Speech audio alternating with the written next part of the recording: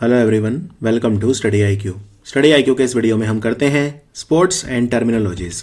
ये मेरे ख्याल से पूरे स्टैटिक जीके का सबसे डिफिकल्ट टॉपिक है, सबसे difficult, one of the most difficult तो मैं ज़रूर कहूँगा, क्योंकि जब मैं इसको तैयार कर रहा था बहुत ज़्यादा समय मुझे लगा है इसमें, लगभग 5 से 6 दिन मुझे इसमें लगे हैं। और आइडिया ये था कि आपको एक ऐसे तरीके से बताऊं कि आप याद कर सको, क्योंकि अगर मैं आपको बता दूं कि भाई ये वाला खेल है, फलां खेल है ABC, और उसमें ये 15 टर्म्स यूज़ होते हैं, आपको कैसे पता चलेगा कि भाई ये क्या है टर्म्स? आप रट्टा मारने पर मजबूर हो जाओगे। और मेरा जो पर्पज़ था वो ये था कि आपको एक अंडरस्टैंडिंग वाले वे में समझाया जाए, और वो बहुत बड़ा चैलेंज था। तो मैं बैठा, इवन मतलब कई रात इसमें लगी मेरी कि एक ऐसी प्रणाली, एक ऐसा तरीका कि आपको पता तो चले कि ये टर्म होता क्या है। तो आप देखेंगे जब ये वीडियो ख़त्म होगा, जब तक ये वीडियो ख़त्म होगा, आप देखेंगे कि मैं किसकी बात कर रहा हूँ। तो चलिए फटाफट मैं देखता हूँ, शुरू करते हैं कि कौन सा खेल है और किस खेल में कौन सी टर्म्स इस्तेमाल की जाती हैं। और हम क्रिकेट से शुरू करेंगे। तो क्रिकेट में जैसे एग्जाम में क्वेश्चन एक बार आया था कि गली शब्द का इस्तेमाल किस खेल में होता है। एक बार एग्जाम में क्वेश्चन आया था, इनफैक्ट एक बार मैंने भी अपने इंस्टाग्राम पे डाला था कि नाइट वॉचमैन ये शब्द किस खेल से संबंधित है, और आप मानेंगे नहीं 80% बच्चों ने आंसर गलत दिया था। बच्चों को यही नहीं पता था कि क्रिकेट में होता है नाइट वॉचमैन। तो मैं आपको एक एक वर्ड, एक एक टर्म समझाऊंगा, मैं बताऊंगा कि भाई ये क्या है, ये गली का मतलब क्या होता है। तो देखो, पहले ये मैं वो शब्द कवर करूंगा पहले जो हमारी फील्ड से रिलेटेड है, ठीक है, जो हमारी फील्ड से रिलेटेड है। बेसिकली गली एक पोजीशन होती है जहां पे खिलाड़ी खड़ा होता है, ठीक है। तो ये हमारी जगह है। जैसे अब यहां से अगर ये एम्पायर खड़ा है यहां पे, इसका मतलब यहां से बॉलर बॉल डालेगा, और बैटर और बैट्समैन मतलब एक ही होता है। जो बैटिंग करता है उसे बैट्समैन या बैटर भी बोल सकते हैं। तो दोनों शब्द चलते हैं, दोनों शब्द काफ़ी फ्रिक्वेंटली यूज़ किए जाते हैं। उसके अलावा बॉलर जब यहां से बॉल फेंकता है, यहां से बैटिंग पे जो उस वक्त होता है, जो बॉल को फेस करता है, उसे स्ट्राइकर बोलते हैं, और जो दूसरा बल्लेबाज जो यहां पे होता है उसे नॉन स्ट्राइकर बोलते हैं। फिर ये कुछ पोजीशन है, जैसे सिल्ली पॉइंट, ये इंपॉर्टेंट है। सिल्ली पॉइंट मतलब बिल्कुल बैट्समैन के पास एक पोजीशन होती है। फिर ये है गली, ये लेग गली है, यहाँ पे खिलाड़ी खड़ा होता है। और इसी तरह से यहाँ पे भी एक एम्पायर खड़ा होता है, यहाँ पे स्क्वायर लेग एम्पायर। और ये है शॉर्ट लेग, ये स्लिप्स होते हैं, यहाँ पे आप कितनी भी स्लिप लगा सकते हो, 1 2 3 4 5। ये यहाँ पे लेग स्लिप होती है, लेग स्लिप भी आप लगा सकते हो। पीछे विकेट कीपर खड़ा होता है जो गेंद को पकड़ता है। उसके बाद ये कुछ पोजीशन है, जैसे ये थर्ड मैन होता है, ये पॉइंट, ये कवर और ये एक्स्ट्रा कवर। फिर ये मिड ऑन और फिर ये मिड ऑफ होते हैं दो, ये मिड ऑफ है और ये मिड ऑन है। ये लॉन्ग ऑफ है और ये लॉन्ग ऑन है। ये ऑन और ऑफ क्या है? तो ये अगर हम एज्यूम कर रहे हैं कि खिलाड़ी यहाँ है, बैट्समैन यहाँ खेल रहा है, तो ये वाली जो साइड है हम इसे ऑफ साइड बोलते हैं। तो ऑफ साइड जो होता है वो फुटबॉल में भी होता है एक, लेकिन क्रिकेट में भी होता है, दोनों में होता है। और ये होता है ऑन साइड, ठीक है, ऑफ साइड ऑन साइड, इसलिए हम इसे मिड ऑफ मिड ऑन बोल रहे हैं, इसे हम लॉन्ग ऑफ लॉन्ग ऑन बोल रहे हैं। फिर यहाँ पे ये स्क्वायर लेग है, इसलिए इसे स्क्वायर लेग एम्पायर बोलते हैं। फिर ये है बैकवर्ड स्क्वायर लेग, ये है fine leg, deep fine leg. Deep लगा देते हैं, जैसे ये पॉइंट है तो ये डीप पॉइंट हो गया, ये कवर है तो ये डीप कवर हो गया, ये एक्स्ट्रा कवर है तो ये डीप एक्स्ट्रा कवर हो गया। इसी तरह से ये मिड विकेट है तो ये डीप मिड विकेट हो गई। ये जो यहाँ पे ये है काओ कॉर्नर, ये है थर्ड मैन, पीछे ये शॉर्ट थर्ड मैन है और ये पूरा प्रॉपर थर्ड मैन है। तो ये हमारे कुछ टर्म्स हैं जो क्रिकेट की जो फील्ड है उससे एसोसिएटेड है, कहाँ कहाँ पे जो पोजीशंस हैं वो लगती हैं। यहाँ पे ये भी बताना चाहूँगा, जैसे अब मान लीजिए यहाँ से बॉल फेंक रहा है तो उसे आप बोलेंगे over the wicket. Over the wicket मतलब एज्यूम करिए कि अगर कोई राइट हैंड बॉलर है तो उसके लिए ये ओवर द विकेट हो गया, और ये वाला जो है ये राउंड द विकेट हो गया। यानी वो एम्पायर के दाहिने हाथ की तरफ से जो है बॉल फेंक रहा है, अगर वो राइट हैंड बॉलर है। अगर मान लीजिए कोई लेफ्ट हैंड बॉलर है तो ये उल्टा हो जाएगा, लेफ्ट हैंड बॉलर के लिए ये वाला हो जाएगा राउंड द विकेट और ये वाला हो जाएगा ओवर द विकेट। बाकी क्रिकेट आप खेलते हैं तो इनमें से मैं मानता हूं कि 50 से 60% शब्द आपको पता होंगे। बाकी खेलों में मैं ये एक्सपेक्ट नहीं करता कि आपको शब्द पता होंगे। तो आर्म बॉल क्या होता है क्रिकेट में? आर्म बॉल होता है एक ऐसा बॉल जो कि एक स्लो बॉलर या स्पिन बॉलर फेंकता है, जिसमें कोई स्पिन नहीं होती और वो एकदम सीधा चला जाता है। यानी बल्लेबाज जो है वो सोचता है कि वो टर्न करेगी, लेकिन वो टर्न नहीं होती और वो एकदम सीधी चली जाती है, उसको बोलते हैं आर्म बॉल। फिर बॉल टेम्परिंग, आप जो बॉल होती है, बॉल के दो भाग जहां जुड़े होते हैं उसे सीम बोलते हैं, जहां धागे बंधे होते हैं उसे सीम बोलते हैं। तो जब आप उसे छेड़छाड़ करते हैं, आप धागे वगैरह निकालते हैं या आप गेंद को किसी भी तरह से उसका जो सरफेस है, सतह है, उसको खराब करते हैं जिससे आपको कोई एडवांटेज मिले, यानी कि थूक और पसीना ये अलाउड होता है गेंद पे लगाना। इसके अलावा आप कोई और अगर सब्सटेंस लगाते हैं बॉल के ऊपर, कोई और चीज़ लगाते हैं, तो ये सब बॉल टेम्परिंग के अंडर आता है। बॉल से छेड़छाड़ करना ये दंडनीय अपराध है। क्रिकेट में दंड मिलता है इसके लिए, आपको मैच फाइन लग सकता है या आप सस्पेंड भी हो सकते हैं। बीमर क्या होता है? एक ऐसा बॉल, मान लीजिए बॉल फेंका, ठीक है, बॉल फेंका और वो बैट्समैन के पास पहुंचा लेकिन वो बाउंस नहीं हुआ, ठीक है, जो बाउंस नहीं हुआ और वो सीधा बैट्समैन की तरफ गया। यानी कि जैसे आप ये इमेजिन करो, ये पिच है, ये क्रिकेट की पिच है और ये बॉल, ये एक जो है बैट्समैन है और ये जो है वो बॉलर है। तो बॉलर ने बॉल फेंका और वो सीधा ऊपर ऐसे हवा में गया, एकदम जाके मान लीजिए सर के पास से निकल गया या सर के लगा। वो बीच में टप्पा नहीं खाई गेंद, यानी कि बीच में कहीं पे लगी नहीं। जनरली बॉल ऐसे जाती है, पहले बॉल फेंकी, पहले वो यहां पे टप्पा खाती है, फिर बैट्समैन के पास पहुंचती है, लेकिन ये सीधा गया एकदम, कोई बाउंस नहीं, ठीक है, और फिर ये बैट्समैन के पास गया, उसके सर पे लग सकता था, सर के पास से निकला, तो उसको बोलते हैं बीमर। कई बार ये मनोवैज्ञानिक रूप से बल्लेबाज को डराने के लिए फेंकी जाती है बॉल, और इनमें कई बार फाइन भी लग सकता है। फिर है बेल्टर मतलब एक ऐसी पिच होता है जिसपे क्रिकेट खेला जाता है, जिसपे, तो ये ग्राउंड में बीच में पिच होता है और चारों तरफ ग्राउंड होता है, तो इसे पिच बोलते हैं। और जो पिच होता है वो अगर ऐसा हो कि गेंदबाजों को कोई मदद ना मिले, बॉलर को और बैट्समैन को पूरी तरह से फेवर करे, जैसे फ्लैट पिच होती हैं कई बार, एकदम फ्लैट, जैसे भारत की ज्यादातर पिच जो है वो फ्लैट होती हैं, उन पे गेंदबाजों को बहुत ज्यादा मदद नहीं मिलती है। लेकिन अगर आप देखेंगे ऑस्ट्रेलिया या इंग्लैंड के पिच, जैसे वाका है या पर्थ है या जो भी ये पिचेस हैं, तो इन पे पिच के ऊपर थोड़ी सी घास भी होती है, बहुत थोड़ी, लेकिन उससे गेंद में स्विंग होता है, तो वो जो पिच होती हैं वो बॉलर को फेवर करती हैं। लेकिन इंडिया में जो पिच होती हैं वो बेल्टर होती हैं। बेल्टर मतलब पूरी तरह से बल्लेबाजों को फेवर करती हैं। ब्लॉब, अगर आपका स्कोर 0 है, आप बैटिंग करने गए और आपने कोई स्कोर नहीं बनाया, तो उसे ब्लॉब या डक बोलते हैं कि डक पे आउट हो गया। डक मतलब बत्तख, तो डक पे आउट हो गए, या ब्लॉब मतलब दोनों का मतलब होता है 0।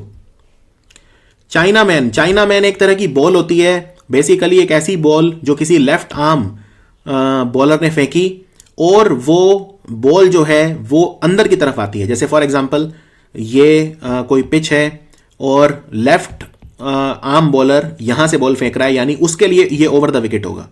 तो यहां पे बल्लेबाज है, बॉल ने टप्पा यहां खाया और वो बाहर निकलनी थी ऐसे, लेकिन वो अंदर की तरफ आ गई, तो उसे बोलेंगे चाइना मैन, और ये काफी डेंजरस होती है। यानी कि एक तरह से लेफ्ट आर्म बॉल डाल रहा है कोई, तो ये लेग स्पिनर का काम करेगी, ठीक है, लेफ्ट आर्म है क्योंकि वो, तो लेफ्ट आर्म के लिए लेग स्पिन क्या होगी?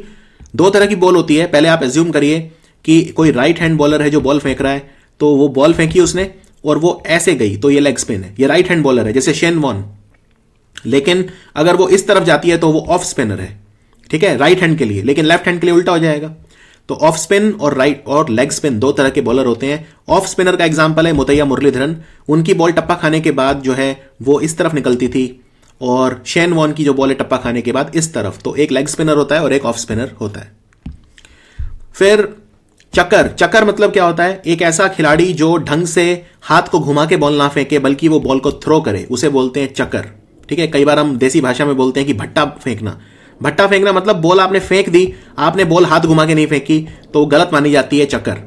फिर डॉली, एक बहुत ही आसान कैच, उसे डॉली बोलते हैं कि ये तो बड़ा आसान कैच था, डॉली था एकदम। फिर डकवर्थ लुइस और स्टर्न, बेसिकली पहले डकवर्थ लुइस मेथड बोलते थे। अगर मान लीजिए किसी क्रिकेट के मैच में बारिश आ जाए, रेन आ जाए, तो एक फॉर्मूला होता है कैलकुलेट वगैरह करने के लिए कि जो टीम है उसको कितना टाइटल डिफेंड करना होगा, मैच छोटा हो जाता है, उस केस में डकवर्थ लुइस फार्मूला लगता है। इसमें टॉनी स्टर्न जो है उनका भी वो था, तो टॉनी लुइस और ये स्टर्न, तो स्टर्न जो है इनका नाम जोड़ दिया गया था 2014 में। तो डकवर्थ लुइस स्टर्न एक मेथड है। इकोनॉमी रेट मतलब है कि एक बॉलर जो है वो एक ओवर में कितने रन खाता है, एवरेज, उसको बोलते हैं इकोनॉमी रेट। फॉर एग्जांपल अगर मैंने 10 ओवर हैं, उनमें मैंने 40 रन खाए, तो मेरी इकोनॉमी रेट है 4। मैंने एक ओवर में 4 रन खाए एक तरह से, एवरेज। फुल टॉस वो बॉल है जो बैट्समैन तक पहुंचती है बिना बाउंस हुए। तो फुल टॉस में और बीमर में फर्क क्या होता है? देखो, जो फुल टॉस होती है वो आपके वेस्ट हाइट तक होती है। फॉर एग्जांपल ये कोई क्रिकेट खिलाड़ी है, ठीक है, तो ये जो इसकी वेस्ट है जहां बेल्ट पहनते हैं उससे अगर नीचे नीचे है तो फुल टॉस बोलेंगे, और वेस्ट हाइट से ऊपर है तो बीमर बोलेंगे। फिर गुगली क्या होती है? गुगली होती है बेसिकली एक लेग स्पिनर है। अब मान लीजिए कोई लेग स्पिनर है तो उसकी बॉल टप्पा खा के ऐसे निकलेगी, ठीक है, लेकिन वो गुगली है तो वो इस तरफ निकल जाएगी, ठीक है। यानी लेग स्पिनर की वेरिएशन है ये राइट हैंडर के लिए, और ये जो है राइट हैंड बैट्समैन अगर है तो उसके वो अंदर की तरफ आती है तो उसे गुगली कहा जाता है। जैसे शेन वॉर्न की बॉल आप एक्सपेक्ट करेंगे टप्पा खा के ऐसे जाए, लेकिन वो अंदर की तरफ आ जाएगी तो वो गुगली हो जाएगी। फिर है हॉकाई एक टेक्नोलॉजी होती है क्रिकेट में जिसका हम इस्तेमाल करते हैं एलबीडब्ल्यू को जज करने के लिए। एलबीडब्ल्यू मतलब होता है लेग बिफोर विकेट। क्रिकेट जो देखते हैं वो तो जानते ही होंगे एलबीडब्ल्यू। तो एलबीडब्ल्यू को जज करने के लिए हॉकाई टेक्नोलॉजी का इस्तेमाल किया जाता है। जाफा, एक ऐसी बॉल जो बैट्समैन से खेली ही ना जाए उसे बोलते हैं जाफा। बहुत ज्यादा स्विंग हो गई, स्विंग मतलब टप्पा पड़ने के बाद अंदर की तरफ या बाहर की तरफ निकली तो उसे स्विंग बॉल बोलते हैं। कुछ सीधी निकल जाती है बॉल तो वो खेलनी आसान होती है, लेकिन स्विंग बॉल को खेलना मुश्किल हो जाता है। मेडन ओवर मतलब होता है कोई ऐसा ओवर जिसमें कोई भी रन ना जाए। यहां पे रन जाने का मतलब यह नहीं है कि उस ओवर में रन बनेगा ही नहीं, लेकिन जो रन होंगे वो गेंदबाज के खाते में नहीं जाएंगे। फॉर एग्जाम्पल मैंने 6 बॉल फेंकी, एक ओवर में 6 बॉल होती हैं, तो अगर आपने एक ओवर फेंका उसमें कोई भी रन बैट्समैन नहीं बना पाया तो वो मेडन ओवर है। लेकिन मैंने एक ओवर फेंका उसमें बैट्समैन कोई रन नहीं बना पाया, लेकिन फिर भी उसमें कुछ रन जरूर गए, लेकिन वो बाय या लेग बाय के थे, तो वो भी मेडन ओवर कहलाया जाएगा, क्योंकि बाय और लेग बाय के जो रन होते हैं वो बल्लेबाज और गेंदबाज के खाते में नहीं जुड़ते, ठीक है। बाय होता है जब आपने बॉल फेंकी और बैट्समैन के टच नहीं हुई लेकिन कीपर उसको पकड़ नहीं पाया तो वो बाय होता है और उस वजह से रन चले जाते हैं। और लेग बाय होता है जब आपके पैर से लग के बॉल इधर उधर चली जाए तो उसको लेग बाय बोलते हैं। लेकिन लेग बाय में आपको एक चीज याद रखनी है, लेग बाय में आपको शॉट खेलना है तभी लेग बाय माना जाएगा। मान लीजिए किसी ने बॉल फेंकी और आप सीधे खड़े हो गए, आपने बल्ला तक नहीं घुमाया और आपके पैर से लग के बॉल चली जाती है चौके के लिए, लेकिन वो लेग बाय नहीं माना जाएगा। एम्पायर उसको फिर डेड घोषित कर देगा, ठीक है, कि वो रन नहीं माने जाएंगे। चाहे वो बॉल चौका पे चली गई लेकिन आपने क्योंकि शॉट नहीं खेला तो फिर वो लेग बाय नहीं माना जाएगा। इस बात का भी ध्यान रखना है। तो लेग बाय क्या होता है? जब एक बॉल डिफ्लेक्ट होती है पैड से लग के और बैट्समैन दौड़ता है, रन लेता है, लेकिन शॉट ऑफर होना चाहिए। फिर है मैनकेड। विनू मनकड़ एक खिलाड़ी थे, भारत के महान खिलाड़ी। तो मैनकेडिंग क्या होता है? मैनकेड उसको बोलते हैं जब ये मान लीजिए पिच है, यहां पे बॉलर है और बैट्समैन को मैं लाल रंग में बना रहा हूं, तो ये बैट्समैन यहां खड़ा है। अब यहां पे दूसरा वाला बैट्समैन खड़ा है जो नॉन स्ट्राइकर है। तो कई बार क्या होता है, मैच क्लोज होता है तो उसमें 1-1 रन की कीमत होती है।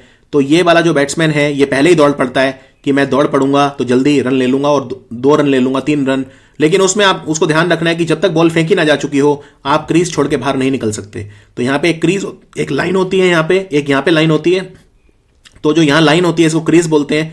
आपका बल्ला क्रीज के अंदर होना चाहिए। अगर आप उसको छोड़ के बाहर निकल जाएंगे तो ये वाला जो बॉलर है ये यहाँ पे जो स्टंप्स होते हैं उनको गिरा के आपको आउट कर सकता है। इसे मैनकेडिंग बोलते हैं। इसका नाम विनू मनकड़ के नाम पे रखा था क्योंकि इन्होंने ऑस्ट्रेलिया के एक खिलाड़ी थे बिल ब्राउन, उनको 2 बार इस तरह से आउट किया था। तो विनू मनकड़ ने किया तो इसको अब मैनकेडिंग कहा जाता है।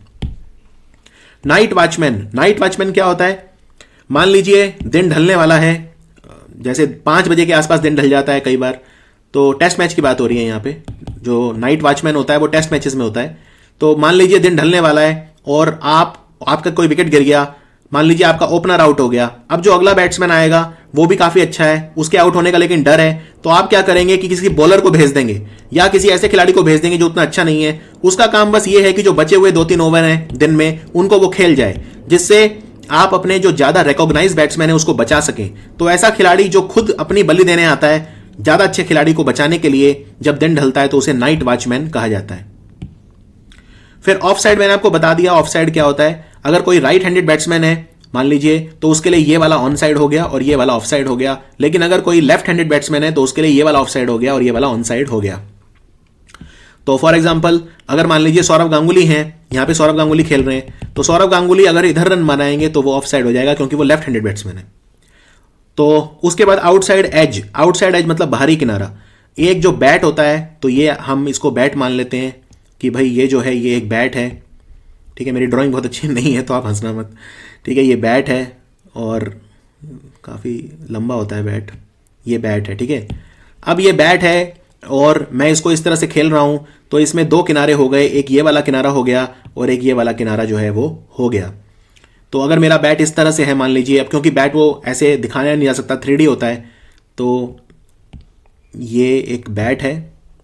अब मैं खेल रहा हूं तो मैं राइट हैंडेड बैट्समैन हूं, तो मेरा अगर ये वाला किनारा लगेगा तो ये आउटसाइड एज है और ये वाला लगेगा तो ये इनसाइड एज है। तो आउटसाइड एज और इनसाइड एज दो किनारे होते हैं, बाहरी किनारा और अंदरूनी किनारा एक बैट का। फिर पिंच हिटर, पिंच हिटर क्या होता है? कई बार हम किसी एक बॉलर को या किसी ऐसे नॉन रिकॉग्नाइज्ड बैट्समैन को भेज देते हैं कि भाई तुम जाओ और तुम्हारा काम बस ये है कि जल्दी जल्दी रन बनाओ। यानी कोई लोअर ऑर्डर बैट्समैन है जो उतना अच्छा नहीं खेलता या कोई लोअर ऑर्डर पे खेलता है, हम उसे प्रोमोट करते हैं कि तुम जल्दी जाओ और जाके रन बनाओ, तो उसे पिंच हिटर कहा जाता है, ठीक है, पिंच हिटर। फिर है प्लम्ब, प्लम्ब मतलब अगर कोई एलबीडब्ल्यू की अपील है जिसमें वो एकदम साफ एलबीडब्ल्यू आउट है तो हम कहते हैं प्लम्ब एलबीडब्ल्यू। प्लम्ब एलबीडब्ल्यू मतलब एकदम साफ साफ दिख रहा है कि आप एलबीडब्ल्यू हो। पावर प्ले, पावर प्ले क्या होता है? पावर प्ले होता है जिसमें आप जो फील्डर हैं वो आपको उसमें अंदर रखने होते हैं, ठीक है। 3 पावर प्ले होते हैं, पहला 10 ओवर का पावर प्ले होता है, फिर दूसरे और तीसरे पावर प्ले 5-5 ओवर के होते हैं जो आप किसी भी समय ले सकते हो। तो इसमें आपको जो 30 यार्ड सर्कल है, अगर मैं आपको यहां ले चलूं, मैंने आपको ग्राउंड दिखाया था, तो ये वाला जो सर्कल है ये 30 यार्ड सर्कल, इसमें आपको एक्स्ट्रा खिलाड़ी रखने होते हैं और आप इससे बाहर ज्यादा खिलाड़ी नहीं रख सकते। तो ये पावर प्ले होता है, काफी इंपॉर्टेंट होता है। पावर प्ले में बल्लेबाज जल्दी जल्दी रन बनाते हैं लेकिन आउट होने के चांस भी रहते हैं क्योंकि वो जोखिम उठाते हैं। और पावर प्ले का कंसेप्ट आईसीसी लेके आया था 2005 में। सीम, सीम क्या होता है? जहां पे गेंद के 2 भाग मिलते हैं, जो धागे लगे होते हैं, उसका जो रिज होता है उसे सीम बोलते हैं। और सीम का काफी ज्यादा इस्तेमाल सीमर यानी फास्ट बॉलर करते हैं बॉल को स्विंग करने के लिए। स्लेजिंग, स्लेजिंग मतलब होता है किसी बल्लेबाज को या किसी उसको गाली देना, गाली गलौज करना जिससे उनका ध्यान भटकाया जाए, उसको स्लेजिंग बोलते हैं। अभद्र भाषा का इस्तेमाल करना, किसी के परिवार को या किसी व्यक्ति के जो व्यक्तिगत होना उसके साथ, उसके व्यक्तिगत जीवन पर कटाक्ष करना, इस तरह की चीज करना, तो उसे स्लेजिंग कहते हैं। स्ट्राइक रेट, स्ट्राइक रेट क्या होता है? एक बल्लेबाज उसकी एवरेज निकाली जाती है कि मान लीजिए अगर 50 बॉल खेली मैंने और मैंने 40 रन बनाए तो मेरा स्ट्राइक रेट कितना हो गया? स्ट्राइक रेट 100 में निकलता है, तो 50 का मैं 100 में कन्वर्ट करूं तो इंटू 2 तो ये हो गया 100, और 40 का इंटू 2 करूं तो 80, तो मेरा स्ट्राइक रेट है 80। यानी हर 5 बॉल खेल के मैं 4 रन बना रहा हूं तो मेरा स्ट्राइक रेट हो गया 4/5 इंटू 100। इसी तरह से 40/50 इंटू 100 यानी कि 80, मेरा स्ट्राइक रेट 80 है। यानी हर 100 बॉल खेलने पर एक बल्लेबाज कितने रन बनाता है उसे बोलते हैं स्ट्राइक रेट।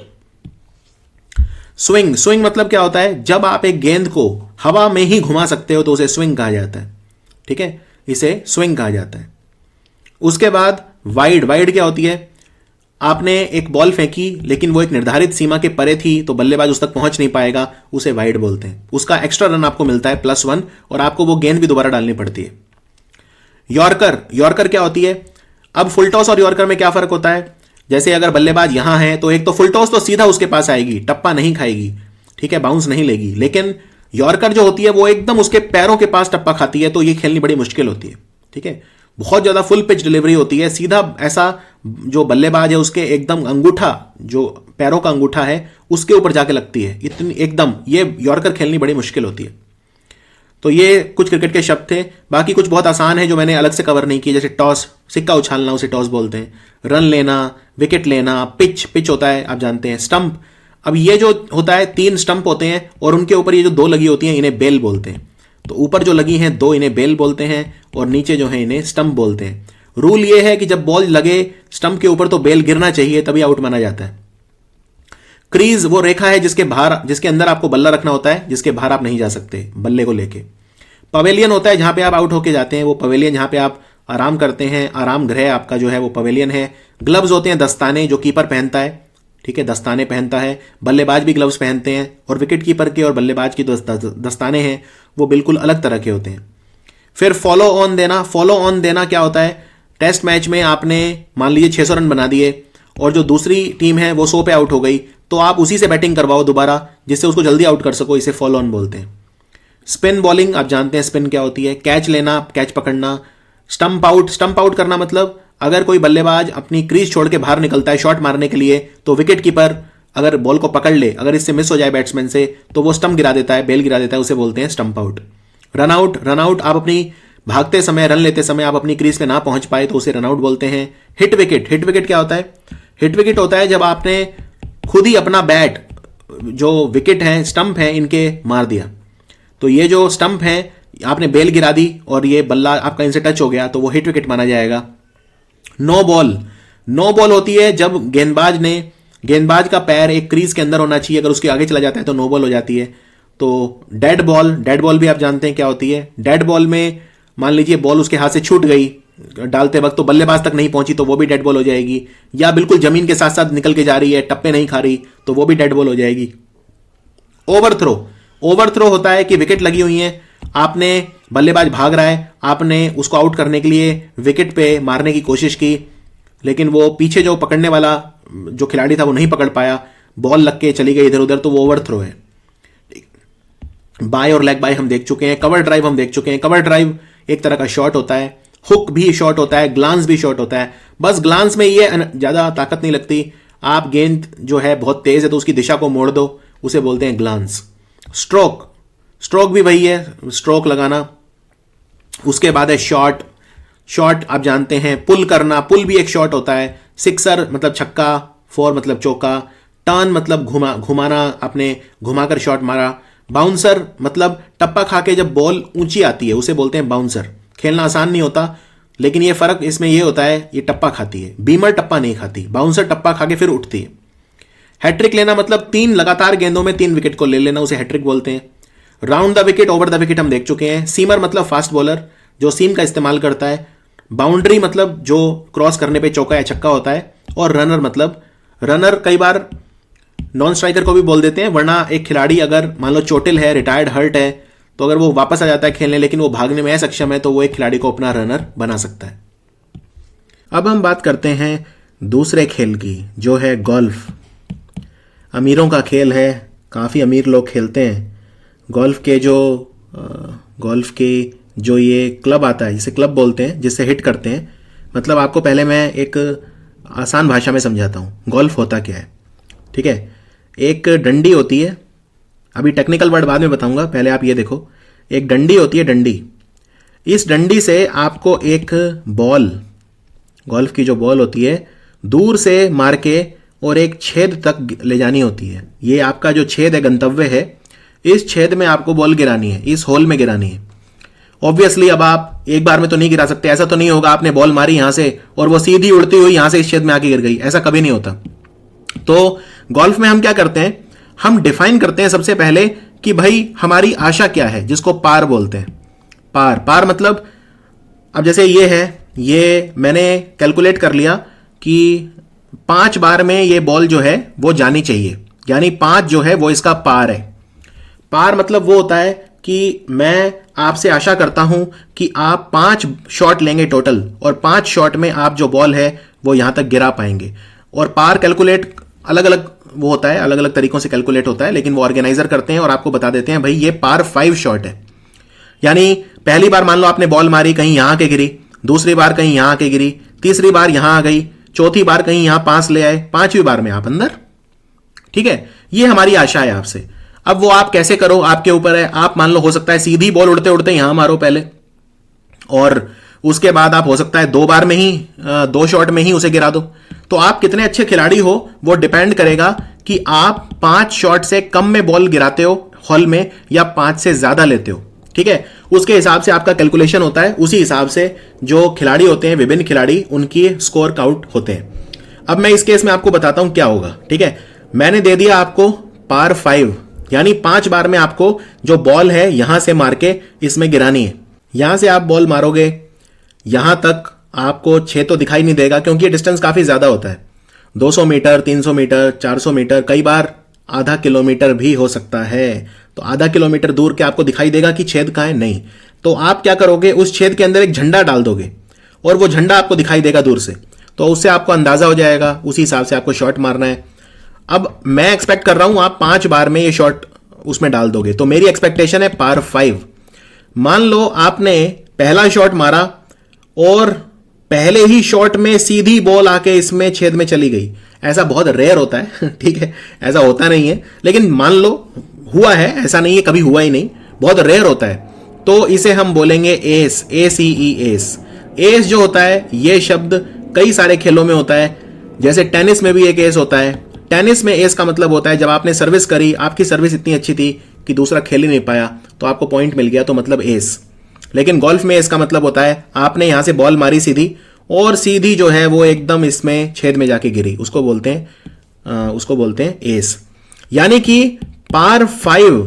ठीक है, अब देखो 5 से आप शॉट ज्यादा लोगे तो मैं बोलूंगा भाई अबव, और आप अगर कम लोगे तो मैं बोलूंगा अंडर। ठीक है, अंडर। ठीक है, अबव, ओवर बोल सकते हो, ओवर।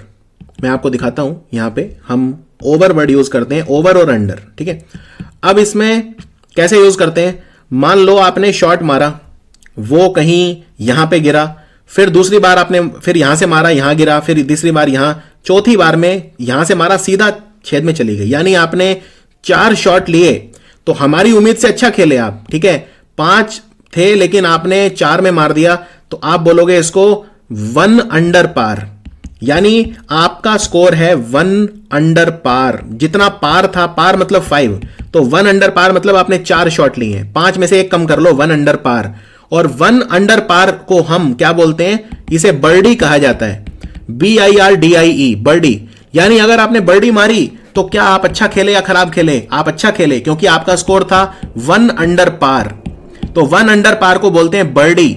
आपने 5 की बजाय 4 शॉट में ही गेंद पहुंचा दी। अच्छा, आपने शॉट मारा 5 की बजाय मान लो आपने 3 में ही पहुंचा दी, आपने कहीं मारा शॉट, कहीं यहां आके गिरी, फिर यहां, और फिर तीसरे में अंदर, तो यानी 5 की बजाय आपने 3 लिए, तो आप बोलोगे मेरा शॉट था 2 अंडर पार। और 2 अंडर पार को गोल्फ में बोला जाता है ईगल। ईगल मतलब बाज, EAGLE। तो 1 अंडर पार क्या होता है, बर्डी, और बर्डी से भी अच्छा है अगर आप ईगल मार दो। ईगल मारा मतलब आपने 2 शॉट कम लिए। ठीक है, अच्छा, आप इतने अद्भुत खिलाड़ी हो कि आपने 2 ही बार में जो गेंद है वो इसमें पहुंचा दी। आपने शॉट मारा, मान लो पहले उड़ता उड़ता बॉल यहां पे आई, फिर आपने झंडे के पास लानी होती है, आप कोशिश करते हो झंडे के नजदीक से नजदीक जो है वो बॉल आ जाए, उसके बाद आपने यहां से बॉल मारी सीधी अंदर, यानी आपका स्कोर कितना था, 3 अंडर पार। आपने सिर्फ 2 ही शॉट में जो है वो बॉल पहुंचा दी, तो 3 अंडर पार को हम बोलते हैं डबल ईगल। और डबल ईगल के लिए एक वर्ड और इस्तेमाल होता है, अल्बट्रॉस।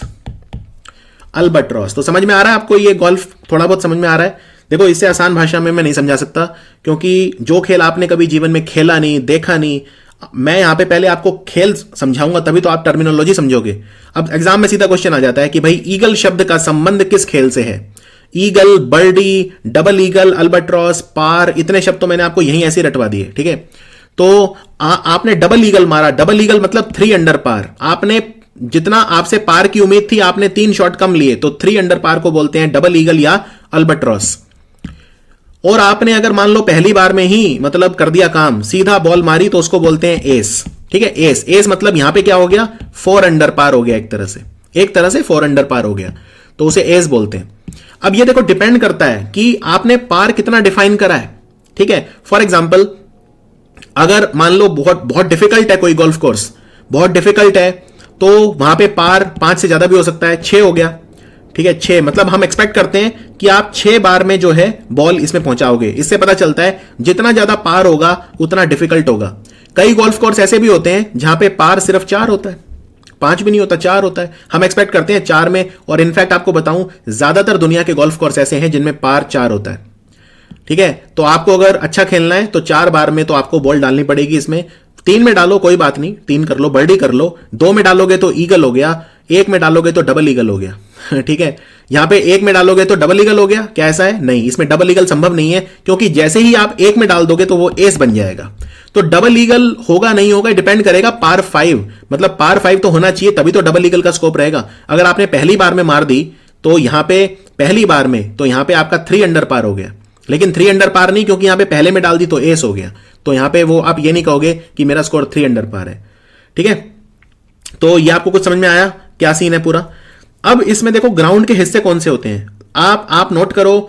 जो घास है यहां पे ज्यादा ग्रीन है, ये जो घास है तो इसको बोलते हैं फेयरवे। देखो बेसिकली क्या है, ये आपका गोल्फ कोर्स है, आपको यहां तक पहुंचना है, तो जो आपका छेद है ये जहां झंडा लगा है, इसके आसपास की घास बहुत ही ज्यादा पतली काटी होती है, बहुत ही बारीक काटी होती है, तो इसका रंग अलग हो जाता है, इसे ग्रीन बोलते हैं। ठीक है, इसे ग्रीन बोलते हैं। फिर आप जहां से खड़े होकर मार रहे हो उसे बोलते हैं टीइंग ग्राउंड। ये टी बॉक्स है आपका, जहां से आप खड़े होकर मार रहे हो, और कई टी बॉक्स हो सकते हैं। एक ये टी बॉक्स है, एक यहां पे होगा कहीं, एक यहां पे होगा, एक यहां पे होगा, एक कहीं हो सकता है यहां हो। तो आप चूज कर लो भाई आप कहां से मारोगे, यहां से मारोगे यहां तक, यहां से मारोगे आप यहां तक, यहां से आपका क्या वो रहेगा, आप अपने हिसाब से टी अपना वो बॉक्स ले सकते हो, टीइंग ग्राउंड ले सकते हो। फिर जो ग्रीन और टी बॉक्स के बीच में जो जगह होती है ये फेयरवे है, यानी वहां तक पहुंचने का रास्ता। ये जो पूरा एरिया है जो मैं शेड कर रहा हूं, यहां पे जो घास होती है वो लंबी होती है रिलेटिवली। ठीक है, इसलिए इसका रंग है जो वो काफी डार्क है। और अगर आपने फेयरवे के बाहर मार दी कहीं यहां पे रफ में घास और लंबी होगी, और रफ में से फिर निकलना आसान नहीं होगा, क्योंकि रफ में आप बॉल मारोगे तो ये काफी रफ, नाम से पता चल रहा है रफ एरिया है, तो यहां से फिर आप ग्रीन तक ले जाने का जो आपको बहुत ज्यादा शॉट लेने पड़ेंगे, तो आपका स्कोर जो है वो ज्यादा हो जाएगा। ठीक है, अच्छा अभी तो मैंने आपको सिर्फ ये बताया कि आपका जो स्कोर है, आप मान लो पार आपका था, लेट सपोज आपका पार था 5, इसका मतलब 5 पार मतलब आपकी एक्सपेक्टेशन है कि 5 बार में आप छेद में गिरा दोगे। ठीक है, अब आपने मान लो 6 में लिया, तो इसको क्या बोलेंगे, इसको बोलते हैं बोगी, BOGEY बोगी। ठीक है, इसे बोगी बोलते हैं। और अगर आपने मान लो आपने 6 की बजाय 7 लिया, तो यानी 6 में 6 आया अगर आपका, तो बोगी मतलब 1 ओवर पार। आप अब ओवर हो गए, अंडर छोड़ो, अब आपने ज्यादा लिया, आप अच्छा नहीं खेले। 5 में आपको करना चाहिए था, आपने 6 शॉट लिए, मतलब आप 1 ओवर पार हो। 1 ओवर पार को बोगी बोलते हैं। 2 ओवर पार, आपने 7 शॉट लिए, बहुत ही खराब खेले आप, 2 ओवर पार को बोलोगे डबल बोगी। अगर आपने 8 शॉट लिए, 8 मतलब आप और खराब खेले, तो उसको आप क्या बोलोगे, उसको आप बोलोगे 3 ओवर पार। तो मैं यहां पे लिख देता हूं 3 ओवर पार। 3 ओवर पार मतलब हो गया ट्रिपल बोगी। तो अगर एग्जाम में आ गया कि भाई बोगी शब्द का संबंध किस खेल से है, तो समझ गए आप, बोगी शब्द का जो संबंध है वो गोल्फ से है। जब आप पार से ज्यादा शॉट लेते हो तो उसको बोगी बोलते हैं। अब वो डबल बोगी, ट्रिपल, वो सब डिपेंड करता है आप कितने शॉट मार रहे हो। तो ये सारी कहानी है इसमें। तो फेयरवे जो होता है ये वो रास्ता होता है जहां आप कोशिश करते हो। ज्यादातर खिलाड़ी जो है उनको ये आकलन करना होता है कि वो बॉल कहां मारेंगे। कई बार ऐसे खिलाड़ी होते हैं जो सीधा बॉल मारते हैं, तो उनका टारगेट रहता है कि ग्रीन में आके गिरे। ठीक है, लेकिन उसमें रिस्क भी ज्यादा है। ठीक है, क्योंकि अगर आप इतना महत्वाकांक्षी शॉट ले रहे हो तो फिर उसमें बॉल इधर उधर चली जाती है, और उसमें कई तरह की चीजें आती हैं। कई जगह पानी होता है तो पानी में गिर जाती है बॉल, तो उसे हम बोलते हैं वाटर हजार्ड। कई जगह वो मिट्टी के वो बना देते हैं बंकर, उनमें बॉल गिर जाती है तो उन्हें बोलते हैं सैंड बंकर बोलते हैं इन्हें, बंकर में गिर गई बॉल। तो इस तरह से कई रुकावटें होती हैं। गोल्फ खेल बहुत ही मुश्किल, बहुत ही ज्यादा मुश्किल है, इतना आसान नहीं है। तो इसमें कौन कौन से शब्द सीखे हमने सीखा टी बॉक्स या टीइंग ग्राउंड, जहां से आप शॉट मार रहे हो। जहां आपको मारना है वो है ग्रीन, और आपको फाइनली होल में पहुंचानी है, यहां पे झंडा है। फिर ये फेयरवे वो इलाका है जहां पे जिसके थ्रू आप ग्रीन तक पहुंचोगे। रफ जो इलाका है ये फेयरवे के बाहर का इलाका है, इसमें आपको टारगेट नहीं करना है, रफ में नहीं जानी चाहिए, वरना आपके सामने समस्या हो जाएगी।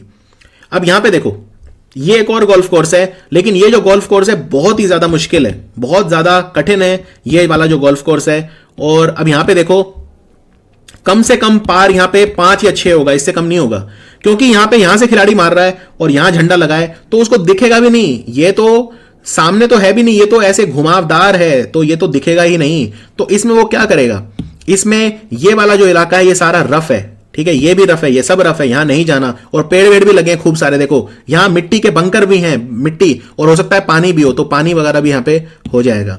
तो यहां से वो बॉल मारेगा तो कोशिश करेगा पहले यहां कहीं पहुंच जाए, यानी फेयरवे में तो आए, तो इसका फेयरवे यहां है, फिर वो कोशिश करेगा यहां कहीं आ जाए, बॉल यहां आ जाएगी, फिर उसके बाद वो कोशिश करेगा झंडे तक पहुंचने की। यानी कम से कम उसे 6-7 शॉट तो लेने पड़ेंगे, 5 से 6 तो लेने पड़ेंगे। तो इसमें जो पार होगा वो या तो 5 होगा या 6 होगा, डिपेंड करता है, वो डिपेंड करता है। ठीक है, तो ये काफी डिफिकल्ट जो है वो गोल्फ कोर्स है। फिर इसमें ये वाला जो इलाका है ये ग्रीन है, ये फेयरवे है, और ये रफ है, ये रफ है, ये रफ है। कोई डाउट यहां पे? ये टीइंग ग्राउंड है, ये टीइंग ग्राउंड है, और अगर पार 5 है तो फिर वही, अगर 6, 7, 8 स्कोर वगैरह कुछ लेता है, वो 6, 7, 8 अटेम्प्ट लेता है तो बोगी, डबल बोगी मतलब 7, बोगी मतलब 6, ट्रिपल बोगी मतलब 8, और कम लेता है मतलब अगर उसने 4 शॉट में कर दिया तो मतलब बर्डी मारा, वाह शाबाश।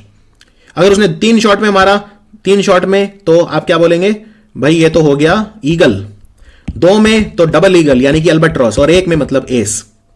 तो इस तरह से गोल्फ का जो खेल है वो खेला जाता है। तो पार क्या होता है? पार एक स्टैंडर्ड नंबर ऑफ शॉट होते हैं जिसमें गोल्फर को एक्सपेक्ट किया जाता है कि वो फिनिश द होल करेंगे। फिनिश द होल मतलब होता है कि वो होल तक गेंद को पहुंचा देंगे। अब यहां पे देखिए, यहां पे बीच में पानी भी आ गया, तो कई तरह की रुकावटें जो मैदान होता है गोल्फ का उसमें डाली जाती हैं। यहां पे ये पानी आ गया, तो अभी ये बॉल यहां से मारनी है, ये इनका टीइंग ग्राउंड है, और ये देखिए रंग, यहां पे घास का रंग अलग है, यानी ये वाला जो इलाका है यहां पे डायरेक्ट ये ग्रीन है। ठीक है, और यहां पे झंडा वंडा लगा होगा कहीं पे, तो होल ये नजदीक है थोड़ा, तो झंडे की जरूरत नहीं है, तो ये पार है। Fairway, green, rough, sand trap, sand trap मतलब वही बंकर जिसमें मिट्टी भरी है, और वाटर हजार्ड मतलब जो पानी है। तो यही जो मैंने शब्द आपको समझाए हैं वही मैं यहां पे लिख दिए हैं, आप इनको पढ़ेंगे, अब आप बहुत जल्दी आपको याद हो जाएगा। ये स्कोरिंग सिस्टम है जो मैंने आपको बताया था, eagle, par, bogey, double bogey, triple bogey, और ये सब मैंने आपको यहां पे बता दिया है। अच्छा, गोल्फ की डंडी जो होती है उसे हम क्लब बोलते हैं, गोल्फ क्लब। अच्छा, गोल्फ क्लब भी कई तरह के होते हैं, ध्यान से सुनिए, बहुत इंपॉर्टेंट है। गोल्फ क्लब भी कई तरह के होते हैं, इनमें 4 तरह के होते हैं। जैसे एक होता है आयरन, एक होता है वेज, एक होता है हाइब्रिड, और एक होता है पुटर। तो ये अलग अलग डिस्टेंस के लिए होते हैं।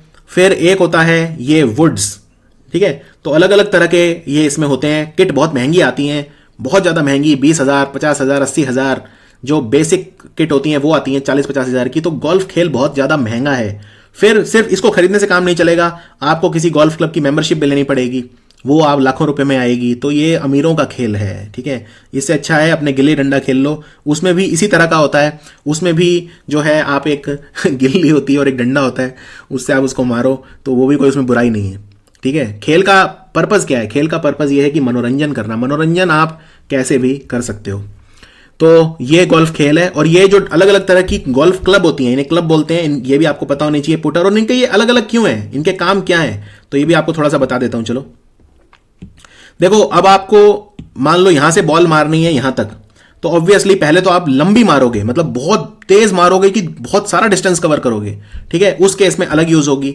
फिर अगर आप मान लो ग्रीन में पहुंचा दिया आपने, ये मान लो ग्रीन है और ये छेद है, तो आप यहां से मार रहे हो, तो ये इसमें जो आपको चाहिएगा वो वैसा चाहिएगा कि उठा के नहीं मारना, सिर्फ रिपटाना है जमीन के सहारे सारे। तो फिर आप पुटर इस्तेमाल करोगे, उसे पुटर बोलते हैं। तो पुटर का इस्तेमाल होता है ग्रीन्स में, जब एकदम पास होती है छेद के बॉल, तो फिर पुटर का इस्तेमाल होता है। तो ये अलग अलग इनके वो हैं तरह के क्लब। तो बर्डी हो गया, ईगल हो गया, डबल ईगल को अल्बाट्रॉस बोलते हैं, bogie, double bogey, triple bogie, ये सब मैंने आपको बता दिया है। अच्छा, पुट क्या होता है? देखो, कोई भी शॉट जो आप पुटर से ले रहे हो ग्रीन के ऊपर, उसे पुट बोलते हैं, ठीक है। जैसे जो ग्रीन आपको पता ही है, जहां पे होल होता है ग्रीन, तो ग्रीन में अगर आप कोई शॉट मार रहे हो पुटर की मदद से, तो उसे पुट बोलते हैं। फिर ड्राइव, ड्राइव क्या होता है? जो आप पहला स्ट्रोक खेलते हो टी बॉक्स से, उसको ड्राइव बोलते हैं, यानी बहुत दूर आपको मारना है, ड्राइव, ठीक है। अप्रोच होता है, फिर अप्रोच मतलब जब आप फेयरवे से ग्रीन की तरफ जाते हो, तो उसे बोलते हैं अप्रोच, वेरी इंपॉर्टेंट। तो इस तरह से होता है। मैं आपको एक एग्जांपल देता हूं ड्राइव और अप्रोच और पुट का। उसके लिए मुझे आपको फिर से गोल्फ कोर्स पे ले जाना पड़ेगा। देखो, पहले तो आप यही करोगे कि भाई यहां से मैं कैसे फेयरवे तक तो पहुंचा दूं। आपका पहला टारगेट सीधा ये नहीं है, आपका पहला टारगेट है फेयरवे तक आना। तो आप यहां से आपने बॉल मारी, ये बॉल उड़ती उड़ती आके गिरी यहां पे, तो ये जो है आप ये बोलोगे ड्राइव, यानी आपका ड्राइव करते हैं बॉल को फेयरवे तक पहुंचाने के लिए। फिर फेयरवे से ग्रीन तक पहुंचाना आपका अगला लक्ष्य है, तो फेयरवे से ग्रीन तक लाने के लिए जो आप करते हैं उसे बोलते हैं अप्रोच। और फिर आप ग्रीन में एक बार आ गए, तो ग्रीन में आपका पर्पस क्या है? छेद के अंदर बॉल को डालना। तो उसमें जो आप ग्रीन में आने के बाद जो शॉट मारेंगे और जो इसमें आके गिरेगा, फिर हम उसको बोलते हैं पुटर। तो पुटर की मदद से हम पुट करते हैं। तो ये कई तरह के शॉट होते हैं बेसिकली। एक्सप्लोजन शॉट, जब आपकी जो बॉल है मिट्टी में फंस गई तो बंकर से बाहर निकालने के लिए हम एक्सप्लोजन शॉट करते हैं।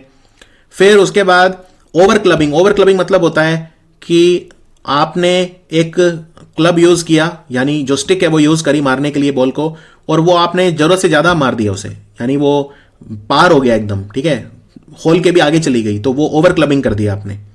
फिर डफ, अगर आपने बहुत गंदा शॉट खेला है तो डफ बोलते हैं, और अगर उस गंदे शॉट की भरपाई के लिए जो आप शॉट खेलेंगे उसे बोलते हैं मलिगन। तो मलिगन मतलब होता है आपने कोई ऐसा शॉट खेला जो बहुत पुअर था, उसको आपने कंपनसेट करने के लिए जो शॉट खेला उसे मलिगन बोलते हैं। तो मलिगन शब्द का संबंध किस खेल से है? गोल्फ से है। तो ये गोल्फ था। आई होप मैं जस्टिस कर पाया गोल्फ के साथ, क्योंकि एक ऐसा खेल मैं आपको समझा रहा हूं जो आपने कभी नहीं खेला।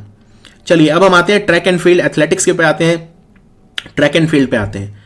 अच्छा, ट्रैक और फील्ड में क्या फर्क होता है? ट्रैक मतलब ट्रैक, फील्ड मतलब फील्ड। फील्ड मतलब होता है मैदान, ठीक है, मैदान। अब ये क्या है? ये फील्ड है कि ट्रैक है? ये ट्रैक है। और ट्रैक में भी आप अपने उसमें दौड़ेंगे, बस आपका अगर ये वाला निर्धारित है तो इसमें दौड़ेंगे, इससे बाहर गए तो डिस्क्वालीफाई हो जाएंगे। इसको बोलते हैं लेन, ठीक है। तो अगर 8 खिलाड़ी हैं तो एक ट्रैक को 8 लेन में बांटा जाएगा। ये आपका ट्रैक है, 4 खिलाड़ी दौड़ रहे हैं तो आपने ये 4 लेन में बांट दिया। यहां पे नंबर 1, नंबर 2, नंबर 3, नंबर 4, ये पूरा ट्रैक है आपका, लेकिन इसको आपने 4 लेन बना दिए। अपने लेन में रहो, अपने लेन से बाहर मत दौड़ो, ठीक है। अच्छा, उसके बाद सारे शब्द देखते हैं। पहले बात करते हैं रिले रेस क्या होती है। जैसे 100 into 4 ओलंपिक में रेस होती है, 400 मीटर की रेस होती है, लेकिन 400 मीटर एक खिलाड़ी नहीं दौड़ेगा, 4 खिलाड़ी 100 मीटर दौड़ेंगे, तो वो रिले रेस है।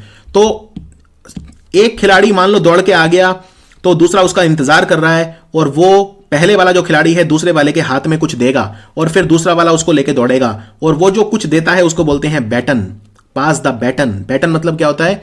बैटन मतलब वो चीज जो एक खिलाड़ी रिले का दूसरे खिलाड़ी को पास करता है और फिर ये लेके दौड़ता है। एक बात और याद रखिए, जो आपका बेस्ट खिलाड़ी होता है चारों में, आप उसको सबसे बाद में लेके जाते हैं। जैसे जो जमैका की टीम है आप देखते थे, उसमें उसैन बोल्ट जब दौड़ता था तो सबसे आखिर में दौड़ता था चारों में, क्योंकि अगर कोई पीछे भी रह गया तो सबसे लास्ट में अगर आपका बेस्ट खिलाड़ी है तो फिर वो डिस्टेंस बाद में कवर कर लेगा, तो उसको बोलते हैं एंकर खिलाड़ी। तो एक रिले रेस में जो सबसे आखिर में दौड़ता है, सबसे आखिर में मान लो 4 खिलाड़ी हैं, जो सबसे आखिर में दौड़ेगा वो एंकर खिलाड़ी है। तो एंकर शब्द भी इस्तेमाल इसलिए होता है। फिर बैटन होता है जो एक स्टिक लाइक ऑब्जेक्ट जो आप पास करते हो दूसरे खिलाड़ी को, जो हाथ में देते हो, उसको बोलते हैं बैटन। तो रिले रेस समझ गए, ट्रैक समझ गए, लेन समझ गए, बैटन समझ गए। आगे बढ़ते हैं। Change over. चेंज ओवर मतलब जब एक खिलाड़ी दूसरे खिलाड़ी को बैटन देता है तो उस एक्सचेंज ऑफ बैटन को हम बोलते हैं चेंज ओवर। अब चेंज हो गया खिलाड़ी, पहले ये दौड़ रही थी अब ये दौड़ेगी, या पहले ये दौड़ रहा था अब ये दौड़ेगा, जो भी। डोपिंग होता है जब खिलाड़ी अपना परफॉर्मेंस बढ़ाने के लिए ड्रग्स ले लेते हैं, एनाबॉलिक स्टेरॉइड्स लेते हैं, एरेथ्रोपोइटिन जैसी दवाएं खाते हैं, उसे डोपिंग बोलते हैं। इलीगल है, खिलाड़ी जो हैं बहुत बार सस्पेंड होते हैं। वर्ल्ड एंटी डोपिंग एजेंसी है मॉन्ट्रियल में, वो सस्पेंड कर देती है, या जो नेशनल एंटी डोपिंग एजेंसी है वो खिलाड़ियों को सस्पेंड कर देती है। कभी नहीं करना चाहिए, खेल भावना के खिलाफ है। Exchange zone. देखो, अब एक्सचेंज जोन जो है ये बहुत जरूरी है। ये जो बैटन पास करना है 20 मीटर के अंदर अंदर करना है, यानी कि मान लो ये खिलाड़ी भागता हुआ आया, अब ये रुका नहीं रहेगा, ये भी थोड़ा सा भागना शुरू कर देगा वरना टाइम खोएगा। तो कुछ डिस्टेंस ऐसा होगा दोनों खिलाड़ी साथ भागेंगे, लेकिन ऐसा नहीं है हमेशा साथ ही भागते रहेंगे। तो सिर्फ डिस्टेंस 20 मीटर का होता है। 20 मीटर के अंदर अंदर वो बैटन एक खिलाड़ी से दूसरे खिलाड़ी को पास हो जाना चाहिए, वरना वो डिस्क्वालीफाई हो जाएंगे। फिर लॉन्ग डिस्टेंस रेस किसे बोलते हैं? 5000 मीटर, 10,000 मीटर, ये जो रेस होती है इन्हें लॉन्ग डिस्टेंस बोलते हैं। 800 मीटर और 1500 मीटर की रेस को बोलते हैं मिडल डिस्टेंस। और स्प्रिंट बोलते हैं छोटी रेस को जिनमें बहुत तेज भागना पड़ता है। तो 100 मीटर, 200 मीटर और 400 मीटर की रेस जो ओलंपिक में होती है इन्हें स्प्रिंट कहा जाता है। फिर स्टैगर्ड स्टार्ट। स्टैगर्ड स्टार्ट क्या होता है ये आपको दिखाता हूं। देखो यहां पे ध्यान से देखो, ये रेस है। अब ये जब आप घूमोगे ट्रैक पे, मान लो आप दौड़ते दौड़ते सारे खिलाड़ी यहां पहुंच गए, तो जब ये घूमेंगे ट्रैक के ऊपर, तो जो खिलाड़ी इस लेन में होगा उसको डिस्टेंस यहां पे कम होगा, ठीक है, उसको ये कम ट्रेवल करना पड़ेगा। लेकिन जो यहां पे है उसको ये डिस्टेंस ज्यादा ट्रेवल करना पड़ेगा दौड़ने के लिए। तो क्या ये खिलाड़ी डिसएडवांटेज में रहेगा? जी नहीं। इसीलिए जो सबसे यहां पे दौड़ेगा ये वाला खिलाड़ी, इसको आगे से शुरुआत मिलेगी, क्योंकि यहां पे इसे डिस्टेंस ज्यादा दौड़ना पड़ रहा है, तो ये बाकियों से आगे से शुरू करेगा। ठीक है, तो ऐसा नहीं है कि इसको एडवांटेज मिला हुआ है, कोई एडवांटेज नहीं है, सबको डिस्टेंस उतना ही ट्रेवल करना है, लेकिन जो पहले वाले खिलाड़ी का घुमाव है वो बहुत छोटा है, तो वो पीछे से शुरू करता है और उसी हिसाब से फिर ये आगे आगे उससे आगे और ये सबसे आगे, इसको बोलते हैं स्टैगर्ड स्टार्ट। Staggered start. अब हम बात करते हैं थ्रो, यानी कि फेंकना। क्या क्या फेंक सकते हो आप? भाला फेंक सकते हो, जिसको जेवलिन थ्रो कहा जाता है। ये देखिए लड़की भाला फेंक रही है। शॉर्ट पुट फेंक सकते हो, गोला फेंक सकते हो, ये गोला गर्दन पे रख के घूम के फिर फेंकते हैं। आप डिस्कस यानी चक्री फेंक सकते हो, चक्री भी फेंकी जाती है, और आप हैमर फेंक सकते हो। तो मैं आपको ये फोटो दिखाता हूं ओरिजिनल ओलंपिक गेम की। अब यहां पे देखिए ये जो खिलाड़ी है ये क्या फेंक रहा है। अगर मैं आपसे पूछूं, ये चेन बंधी हुई है, ये घूमेगा और ये जो चीज है ये इसे फेंकेगा दूर एकदम, तो ये जो थ्रो है इसे हम बोलते हैं हैमर थ्रो। उसके बाद ये जेवलिन है, भाला, भाला फेंकेगा, दौड़ते दौड़ते आएगा और एकदम से फेंकेगा दूर फेंकेगा, ये भाला दूर जाके गिरेगा, ये जेवलिन थ्रो है। ठीक है, ये हैमर थ्रो है। उसके बाद ये देखिए चक्री फेंक रहा है, घूमेगा चक्री के साथ साथ, फिर एकदम से अपना हाथ जो है खींच के फेंकेगा। और ये जो यहाँ पे भाई साहब हैं आप देख रहे हैं, ये गोला लगा रखा है इन्होंने यहाँ पे, तो ये घूमेंगे और ये एकदम से फिर इसको गोले को फेंकेंगे और एक गोला दूर जाके गिरेगा। तो ये अलग अलग तरह की 4 जो हैं वो तरीके हैं इसके अंदर फेंकने के। ठीक है, अब triple jump, long jump, high jump, ये सब क्या होता है? अब ध्यान से देखिए एक होता है ट्रिपल जंप। ट्रिपल जंप में आप 3 बार वो करते हैं। पहले आप दौड़ते दौड़ते आते हैं, फिर आप अपना कदम यहां पे रखते हैं, एक टांग पे उछलते हैं मतलब आप, फिर दूसरा उछलते हैं आप, फिर तीसरी बार आप उछलते हैं। इसे बोलते हैं ट्रिपल जंप। ठीक है, ट्रिपल जंप में अगर आपका लेफ्ट पैर यहां पे है तो फिर अगले वाला राइट होना चाहिए और फिर आपके दोनों पैर एक साथ आएंगे, तो ये ट्रिपल जंप है। और उसके बाद होता है लॉन्ग जंप। लॉन्ग जंप बड़ा आसान है, आप दौड़ते दौड़ते आओ, एक लकीर होगी, वहां से जंप मारो और सीधा आके मिट्टी में गिरो। मिट्टी लगा दी जाती है जिससे खिलाड़ी जो है वो किसी ठोस सतह पे ना गिरे, उन्हें चोट ना आए। तो ट्रिपल जंप और लॉन्ग जंप में क्या फर्क है? ट्रिपल जंप में आप जो है 3 बार उछलते हो। पहली बार ऐसे उछलोगे, फिर ऐसे उछलोगे, फिर आपका जो मिट्टी में गिरोगे जाके। ठीक है, लेकिन जो लॉन्ग जंप है उसमें आप सीधे आओगे, कोई ट्रिपल ऊपर कुछ नहीं, एक क्रीज बनी होगी, रेखा बनी होगी, आप वहां से कूदो, सीधा मिट्टी में आके गिरो, ये इसको बोलते हैं लॉन्ग जंप। उसके बाद हाई जंप और पोल वॉल्ट क्या होता है? पोल मतलब होता है ये जो आप डंडे की मदद से उछलते हो, तो इसको पोल वॉल्ट कहा जाता है। और हाई जंप देखिए, हाई जंप में एक डंडा लगा दिया जाता है पोल वॉल्ट की तरह ही, लेकिन आप अपनी ही बॉडी में उछाल लेके आओगे, आपकी मदद के लिए आपको कोई डंडा नहीं मिलेगा साथ में। ठीक है, तो ये फर्क होता है हाई जंप में और पोल वॉल्ट में। अब बात करते हैं डेकाथलॉन और हेप्टाथलॉन की। ये क्या होते हैं? देखो, डेका मतलब होता है 10 और हेप्टा मतलब होता है 7। ग्रीक भाषा में डेका मतलब 10 और हेप्टा मतलब 7। तो ये आप देख सकते हैं 10 इवेंट हैं, 10 इवेंट खेलने पड़ते हैं आपको, और हर इवेंट का आपको एक स्कोर मिलता है। बाद में आपका जो नेट स्कोर होगा ज्वाइन करके वो डेकाथलॉन में खिलाड़ी को 10 खेल खेलने पड़ते हैं। 100 metre long jump, short put, high jump, 400 metre, 110 metre hurdle, और महिला है तो 100 metre hurdle, discus throw, pole vault, javelin और 1500 मीटर की रेस। इतनी ट्रेनिंग करनी पड़ती है, इतनी सारी प्रतिस्पर्धा करनी पड़ती है, तो सबका स्कोर ज्वाइन होता है, फिर डेकाथलॉन विनर होता है। तो ये डेकाथलॉन है। फिर हेप्टा मतलब 7, यानी 10 में से 3 इवेंट माइनस कर दो, तो वो 3 इवेंट हैं लाल रंग में, ये अगर नहीं है तो बाकी जो है वो हेप्टाथलॉन है। 400 मीटर नहीं होता हेप्टाथलॉन में, डिस्कस थ्रो नहीं होता और पोल वॉल्ट नहीं होता। ठीक है, तो वो है डेकाथलॉन और हेप्टाथलॉन। और ये डेकाथलॉन हो चाहे हेप्टाथलॉन हो, 2 दिन में पूरे करने होते हैं। तो जैसे पहले 100 मीटर की रेस होगी, फिर लॉन्ग जंप, फिर शॉर्ट पुट, फिर हाई जंप, फिर 400 मीटर रेस, ऐसे करके 10 इवेंट होते हैं डेकाथलॉन में। हेप्टाथलॉन में होते हैं 7 इवेंट। फिर ट्रैक एंड फील्ड की बात करते हैं। ट्रैक आपको पता ही है, ये ट्रैक है, ये लेन बना दी है आपने ट्रैक में, और फील्ड होता है मैदान। तो जैसे जो जंपिंग इवेंट होते हैं, उछलने वाले, ट्रिपल जंप, ये सारे जो इवेंट होते हैं, यहां पे ये कौन सा जंप कर रहा है, ये कौन सा जंप है, ये आप देख सकते हैं, ये डंडा इसने फेंक दिया यहां पे, तो ये पोल वॉल्ट है। ठीक है, ये पोल वॉल्ट है। और जंपिंग वाले इवेंट या थ्रोइंग वाले जो इवेंट होते हैं वो मैदान में होते हैं, वो ट्रैक पे नहीं होते, तो उनको फील्ड इवेंट बोलते हैं। लेकिन भागने वाले जो इवेंट होते हैं वो ट्रैक इवेंट होते हैं। फिर भागना भी कई तरह का होता है, और ये सब ओलंपिक्स में होते हैं बकायदा, ये सारी रेस होती हैं। ठीक है, तो एक तरह का भागना होता है जिसे स्टीपल चेज बोलते हैं। स्टीपल चेज क्या होता है? ये स्टीपल चेज है। स्टीपल चेज में हर्डल भी होंगे। हर्डल मतलब रुकावटें, जैसे यहां पे ये हर्डल लगा रखी हैं, उनके ऊपर से कूदना पड़ेगा, और पानी भी होगा। ठीक है, फिर हर्डल में सिर्फ हर्डल होते हैं। तो जैसे कोई खिलाड़ी भाग रहा है, तो अगर नॉर्मल रेस है तो वो सीधा भागेगा, कोई उसे रोकेगा नहीं। लेकिन हर्डल में उसके रास्ते में रुकावटें होंगी, तो ये एक रुकावट है, तो उसके ऊपर से उछलना पड़ेगा, फिर दूसरी रुकावट, फिर उस पर उछला, फिर तीसरी रुकावट, उस पर उछला, उछलते उछलते भागते दौड़ते वो पहुंचेगा। तो हर्डल बहुत मुश्किल होता है। ठीक है, फिर अगर आपने हर्डल भी लगा दिए और पानी भी दे दिया साथ में कि भाई पानी में भी भागो, तो फिर उसे बोलते हैं स्टीपल चेज। स्टीपल चेज में पानी भी होगा और हर्डल भी होगा, और हर्डल में सिर्फ हर्डल होगा। कोई डाउट? फिर होता है क्रॉस कंट्री। क्रॉस कंट्री क्या है? जब खिलाड़ियों को प्राकृतिक यानी एक नेचुरल एनवायरनमेंट में दौड़ना पड़ता है, ट्रैक नहीं है। ये देखिए खिलाड़ी दौड़ रहे हैं क्रॉस कंट्री, इसमें कोई इनको ट्रैक नहीं मिला हुआ। एक सड़क आएगी तो सड़क पे दौड़ेंगे, खेत आए तो खेत पे दौड़ेंगे, मार्शी एरिया आए, कीचड़ आए, दलदल आए, कुछ भी आए सामने, प्राकृतिक उसमें दौड़ना है। खेत आए, खेत में दौड़ो, खेत के बाहर दौड़ो, जैसे मर्जी।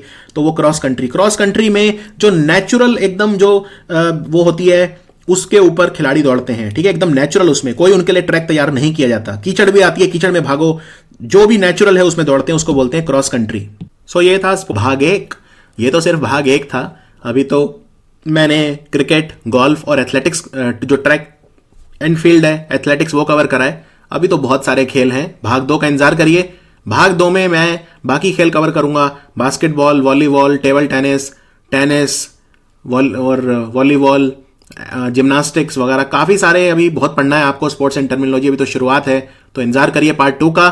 Thank you for watching study IQ।